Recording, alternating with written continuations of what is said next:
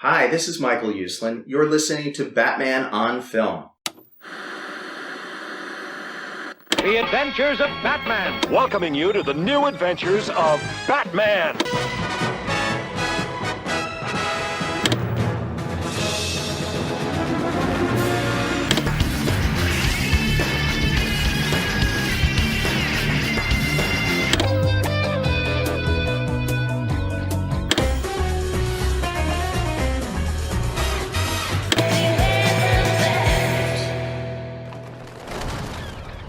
Welcome to episode 5 of Batmanimation, a Batman on Film podcast, revisiting the animated adventures of the Caped Crusader. I'm senior contributor Javi Trujillo, and joining me is the Sultan of Super Mario, the Vizier of video games. He trusts the fungus, the Sheriff, Ryan Haas. Whoa, that's a great intro. That's much appreciated. How are you doing? I'm good, man. How are you? Good. Glad to be back on Batmanimation. I'm excited to talk about the episode for today. Yeah, man. I threw up that bad signal and you answered the call, so I am grateful. Thanks for coming back for your second appearance on the show. Yeah, of course. I don't think you and Lauer mentioned it last time on our inaugural episode. Who's your favorite voice actor for Batman? Oh, it's got to be Kevin Conroy. That's like the easy answer, but it's also the right answer because I was the perfect age for the Batman the animated series when I was growing up. You know, I was in that perfect point where, I had the '60s show, the Keaton movies, and Batman the animated series like airing, all at the same time. So yeah, I literally grew up with Batman the animated series, and Conroy has always been that good quintessential Batman voice. Although at the time I think I probably mentioned this on the episode 1 of Batmanimation, but I would see the Scooby-Doo stuff or the Super Friends things and would hear the Owen Sewell voice, but I even as a kid recognized, oh, that's like the old Batman. that's not the real one. So yeah, I mean, it's got, I mean, for a certain generation, it's definitely Conroy, and it helps that he's never really gone away. Mm-hmm. And that's, I mean, that's a good thing as far as I'm concerned. Yeah, it's like Batman's like a warm blanket. It's always kind of there when you need it, you know?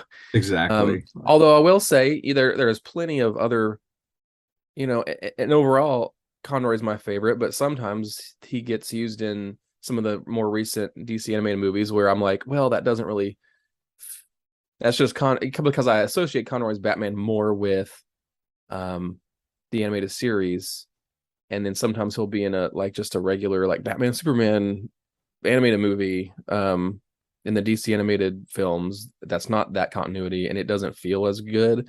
But then other times where it's a project that's still tailor-made around that, like the Arkham games, I think Conroy's performances in the Arkham games are just absolutely amazing, and there's kind of a different edge to it.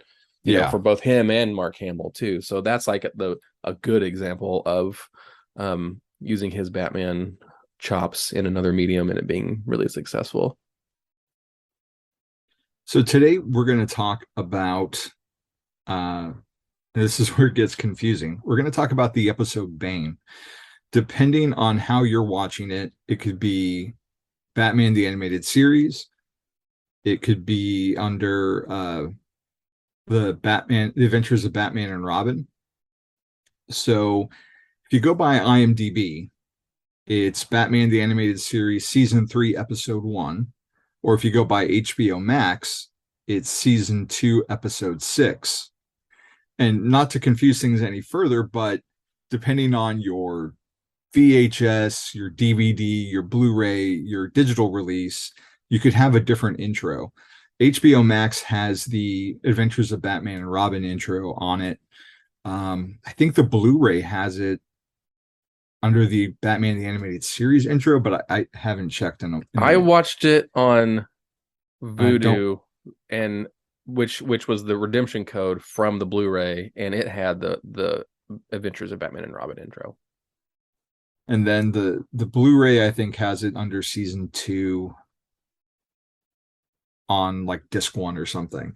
But I'm curious, which intro do you prefer, the classic animated series one or the Adventures of Batman and Robin? Which one do I prefer? The original for sure.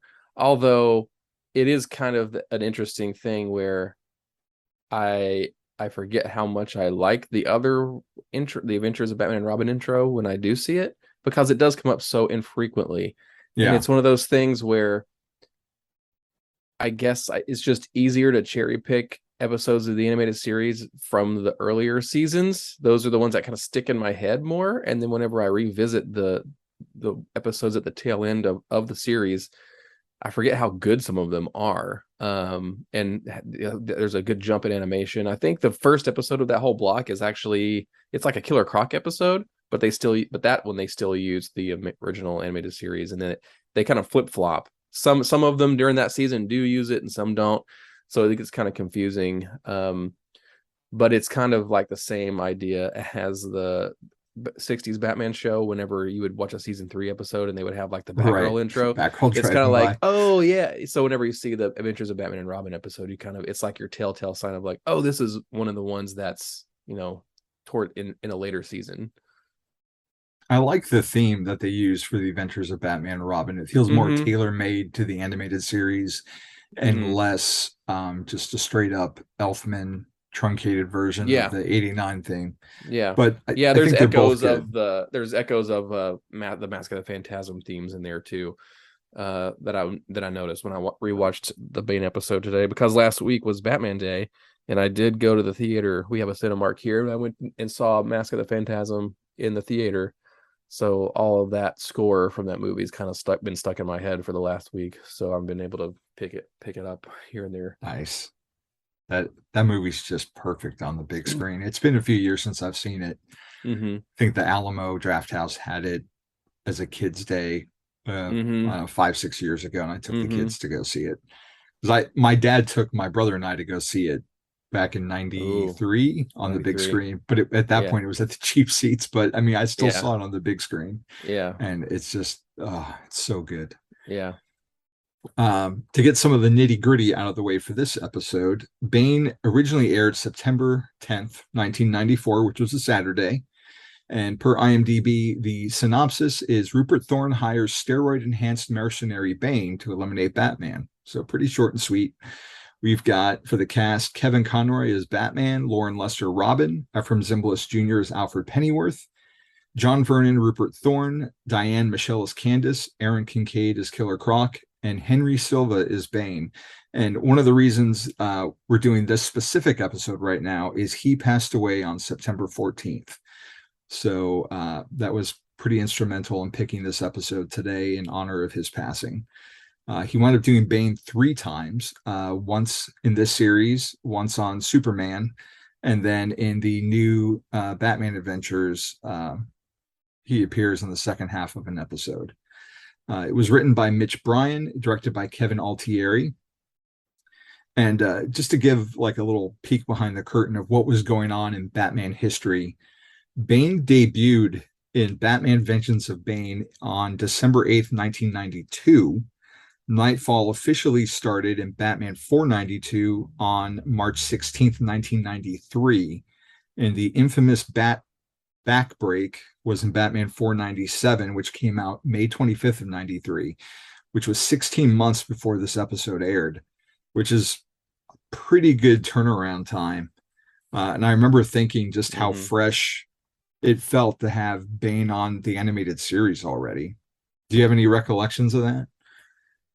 So I was really young when Nightfall was out, but it was also my big first introduction to mainstream comics. And I remember going into our local comic book store at the time and seeing the racks of Batman 500, with the special edition version with the fold out cover and the gold. And that was also around the time where the animated series was getting really big. And so they had stand-ups of all of the all of these crazy animated series action figures that they probably poached from other stores, because I also remember at the time that it was really hard to find the animated series action figures. And I remember my parents had to go like out of town to different random stores to try to find like, oh, Rose's has like the penguin and stuff like that. And which is pretty great because they were on the hunt for things. So I remember the store having the cool deluxe figures, like I forget what they're all called, but they had like I remember seeing it in the store, the orange Batman with the big jumpsuit stuff and parachute thing. So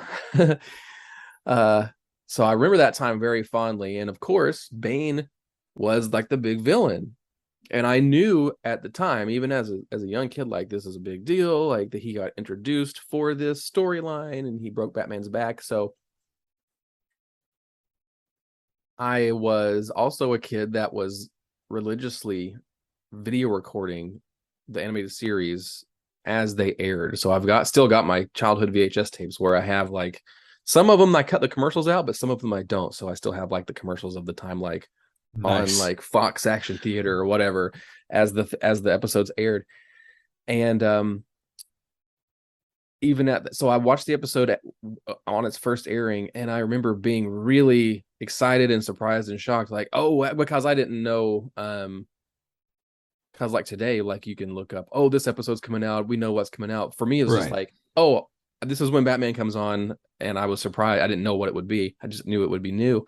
So I was very surprised at the time when Bane showed up, knowing that it felt like an event to me. It felt unusual that a character that I knew was very new was able to just magically appear like in the animated series.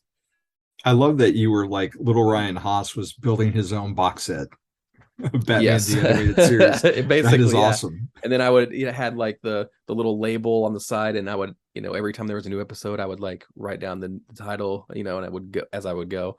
And I did the same thing with Batman 66 at the time, because at the time the only retail available version was the movie for a long time.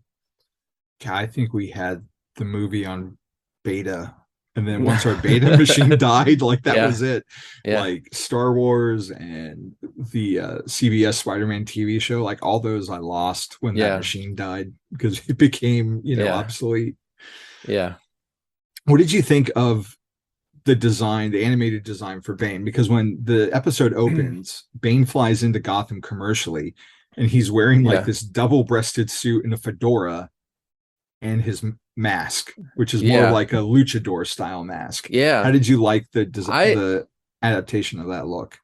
I've grown to like it more over the years. I mean, I watched it this morning in preparation for this episode, and I love how much, like, in these later seasons, the animation quality increases a lot. Oh yeah, because they just it's so much more refined. They're able to kind of they've been doing it for a while. The other studios that have been animating it, and but at the time I wasn't super familiar with luchadors and everything, and I was just very zoned in on this is what Bane looks like from the comics. And so that was an early example of, oh, they changed some stuff. And I remember not loving it as a kid, but I'm like, all they have to do is like, and I still kind of agree with this. Bane in the comics does have that. I mean, it's luchador inspired, but they make it more eerie and menacing by removing like the nose hole and the mouth. But it's more strange and menacing. And I think they could have. I wonder why they chose to do that for the animated series, because it would have been a lot less to animate if they would have kept the face covered. They wouldn't have to animate the mouth moving and everything. But on the other hand, I do think it provided this episode a little bit more character, and it let them show Bane in some interesting ways that the comics didn't at the time. And I was happy to get, and I was excited to get like the action figure version of him, because he was a lot bigger and bulkier than the other villains at the time. I think he had like a big girder that you could like smash with. I got a re-release of it. And like the episode does a good job of trying to establish just how giant he is. Like they show regular sized people coming out of the plane, and then he kind of like crunches out of the thing, and then when he gets in the car, it kind of like sits down, trying to sell, really, because the episode's only 20 minutes, and Nightfall, the story he's introducing, is a giant sprawling epic, so they had to condense a lot of essential character elements into this episode. So I think it was an interesting introduction, and it is kind of funny to realize that they history kind of repeated itself a few years later in Batman and Robin, because you also see that version of Bane in coming into the country from South America with the trench coat. Yeah, although it's right. a lot I more didn't think of obvious. that. Yeah. I like that we have the the luchador twist kind of leans into his Hispanic heritage, which depending on the iteration can be kind of lost, like The Dark Knight Rises. But I was in the same boat. I appreciate that a lot now that I've been exposed to more of that. Seeing it represented in that episode is really interesting. But yeah, sorry, go ahead. I was in the same boat as you, where I didn't quite like it at first, and now I'm at the point, 20 odd years later, I'm like, oh, okay, it's not bad. And especially because we've seen so many different versions that stray even further from that look. And this Bane is a mercenary. He's not necessarily as bad obsessed as the comic original. He's not the criminal mastermind of Nightfall. He's just a gun for hire, which even when a lot of times when they adapt Bane, like you think he's going to be this thing, and he winds up not. Like he winds up being like a flunky for Talia, which is still kind of tied in with like the comics. That's not no. That's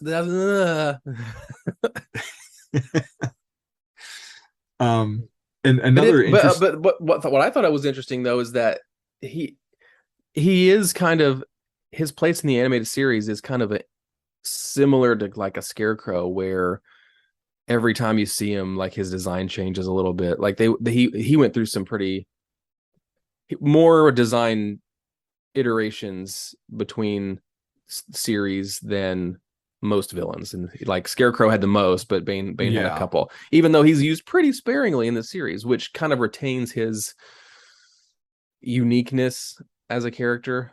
Yeah, I think he's not the Batman who laughs, who shows up every goodness 3 weeks in a decent comic. Yeah, but no, which version did you like more for the animated series? This one or the one in the Scarecrow episode where he's more like S&M studs? Yeah, I like this one more just because it's closer to the comics, and I enjoyed like this episode's pretty self-contained, and I did enjoy seeing a lot of the Nightfall representations, but that's just the comic. So many Nightfall pure. That's just the comic purist in me. Yeah. The change they did for the new Batman Adventures and Over the Edge, I think that the design works really well for that series, and it works really well in that episode. And that episode, as most people would agree, is one of the most amazing episodes of the series. So I don't want to take anything away from that, but Bane is just a small part of that episode. And interestingly, Bane and Scarecrow are both in that episode. That's kind of a fun little anecdote. But there are a lot of similarities. I mean, for a 22-minute episode, which is counting the credits, they cram in so much. Because I mean, Nightfall, the whole Nightfall saga has recently been collected in 9 trades. The first 3 of which are more of like the main Bane stuff. But I mean, that's a lot of stuff, and we get to see so many landmark moments. Because Bane goes after he targets Killer Croc in this as a way to get to Batman. And Robin then runs into Bane and Croc in Detective 660, which is part 4 of Nightfall. So we see something kind of similar with Bane fighting Croc, and then and Robin getting to fight Bane before confronting Batman. So Robin gets to kind of have the leg up of like, Batman is this guy's serious. Well, even Bane holds Robin over the building ledge, which is like that the special edition Batman 500, the direct market with the gatefold cover, because you open it up and you see Asbats, and then there's Bane holding Robin over the ledge, and that was August of 93. So I mean, they really I don't know how long it takes a while for an animated episode, and they really were up to date on this. Like it kind of blew me away watching it again. And also, like, I miss this Killer Croc. I miss like the gang leader Killer I Croc, do too. not the mutant Killer Croc that we were getting lately since Hush, really, in the Hush, comics. yes, I totally agree with you. I've been pining for a return to the original, not just because I'm a comic purist, but like in a Bell voice, but like I enjoy that he's a freak, but he's trying to take over Gotham kind of thing. And he is kind of a criminal mastermind, which at the time in Nightfall, it was a pretty cool thing because Bane Bane was kind of similar, and he was trying to. It was almost like he was usurping Killer Croc in terms of his position. But in the animated series, you saw Killer Croc as kind of both. He was like kind of a freak, but he would have some freak episodes, and he would have some criminal mastermind type episodes. And they didn't really use Croc as that freak in this Bane episode. He shows up in a trench coat, but that's also very similar to other comic book interpretations of Croc too. The pre-crisis stuff, especially where he killed Jason's parents, like he was trying to take over the Gotham underworld. So like I miss those days. Yeah. but Bane here is we mentioned earlier, he's a mercenary. He makes like 5 million a hit, and he's coming from Peñaduro, which is in Cuba now, not Santa Prisca. And I don't know why they had to get rid of the fictional country to make it more grounded. But I did notice that. You mean in the comics? It's in Cuba in the comics now? No. It's Santa Prisca in the comics. But in this episode, they put Peñaduro in when Alfred and Batman are talking in the cave. Okay. Batman says that Peñaduro's in Cuba and that Bane was part of Project Gilgamesh, which is like them trying to make their Ultimate Warrior super soldier thing, and then it goes wrong. But I love how like Batman gets access to like this security camera footage. It looks like this old mad scientist documentary, and it's all scratched. The whole episode, and that ties into the whole episode. They chose to, of course, the animated series has that Art Deco noir vibe, and it was really cool to see the kind of pulpy elements they injected into this to kind of fit Bane into the animated series world. And this does have a lot of like horror movie, body horror kind of like monster movie elements in with the episode. And I think all those elements blend really well with the animated series like vibe.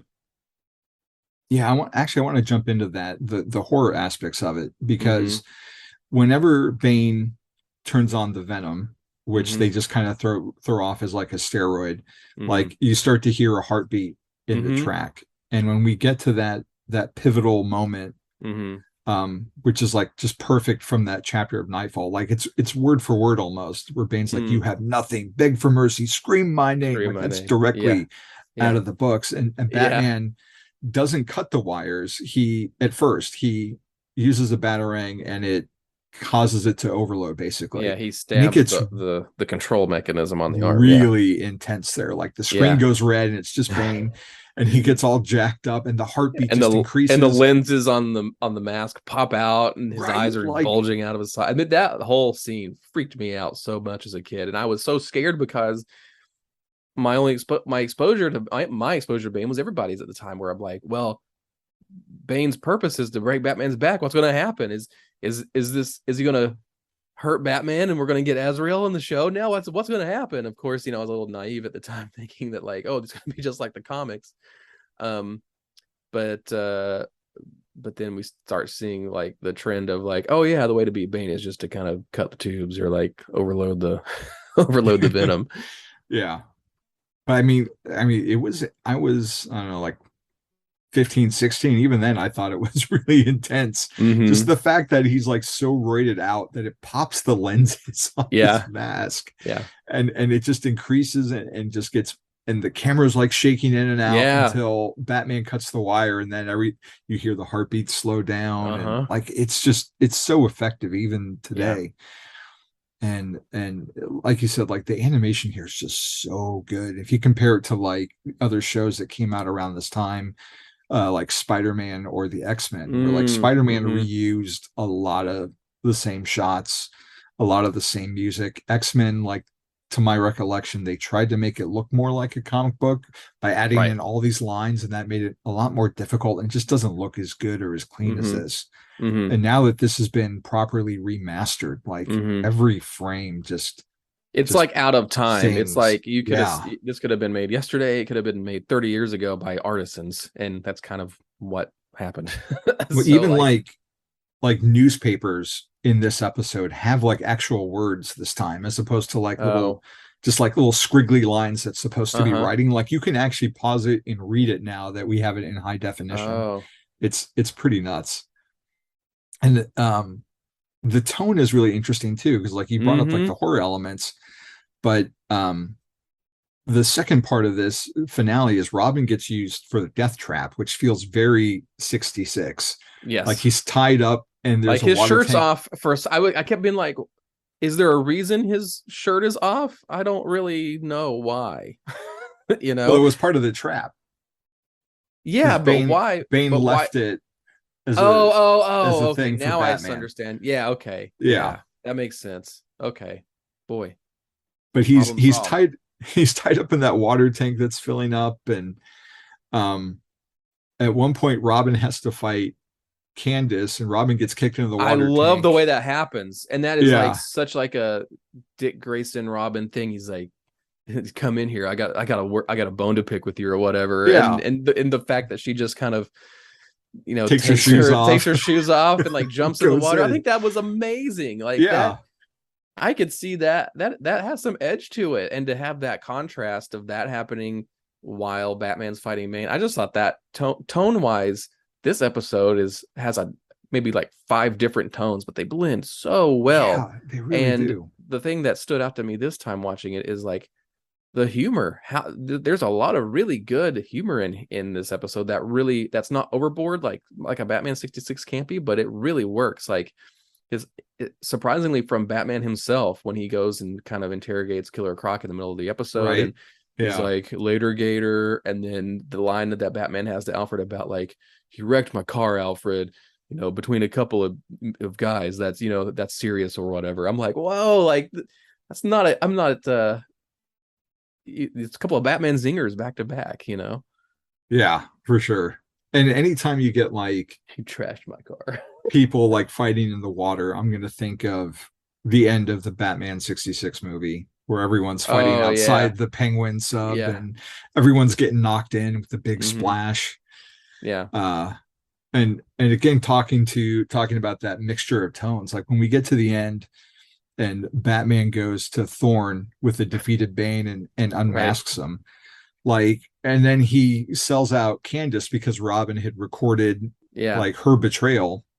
Like it's got such a lighthearted tone, like the way Batman's like joking about it, for like such an ominous ending, because Thorn's like, Candace, like she's literally selling this dude out to be murdered to Bane afterwards, and like it's not going to go well for her at all, you would think. Right. And Batman just like, have a good day. He's like, my work's done.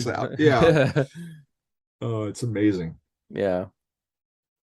And this episode is like, the thing in the comics is Bane is a very formidable foe, but the reason he was able to beat Batman is because he wore him down over a long period of time to the point of exhaustion.